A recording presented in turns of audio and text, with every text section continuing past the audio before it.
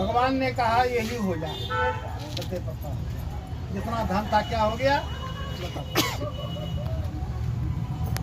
तब दंडी ऐसे वचनों को सुनकर बोले तेरा भी वचन सत्य हो जाए। ऐसा कहकर आप समुद्र के पास बैठ गए। दंडी भगवान के चले जाने पर नित्य क्रिया कर नाव को ऊपर उठा हुआ देख साधु कन्या को आश्चर्य हुआ। ज्यों ही नाव में लता पत्ता देखा त्यों ही मूर्छित हो गया, भूमि पर गिर गया। सचेत होने पर चिंता करने लगा।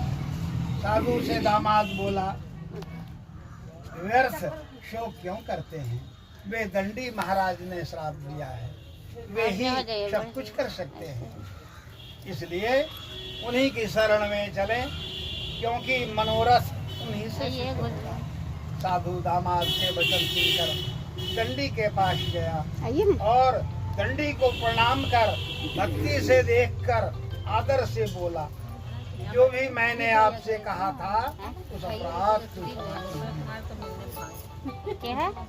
यह कहकर बारंबार नमस्कार कर शोक से व्याकुल हो गया। तब दंडी उसको रोते हुए देखकर बोले रो मत, मेरे वचन को सुन, तू मेरी पूजा से हमेशा मुंह फेरे हुए रह। मेरी इच्छा से हे दुर्बुद्धे तुझे बारंबार भगवान का वचन सुनकर साधु बनिया स्तुति करने लगा।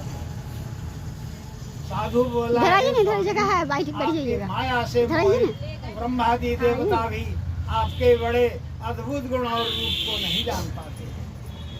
आपकी माया से मोहित मैं मूढ़ आपको कैसे जानता हूँ। अतः हमारे ऊपर प्रसन्न हो जाएंगे, मैं विस्तार से आपका पूजन करूंगा। मैं आपके शरणागत हूँ, मुझे नाव में जो धन था सब पहले के समान कर दीजिए। उसके इस प्रकार के वचन सुनकर भगवान संतुष्ट हो गए और बनिया को नाव से धन से भर दिया और आशीर्वाद देके विदा कर दिया। साधु नाव को धन से पूर्ण देखकर उस पर बैठ गया। नाव पर सत्यदेव जी की कृपा से मनोरथ पूर्ण हुआ। भगवान सत्यनारायण बनिया के मन का मनोरथ पूर्ण कर दिया।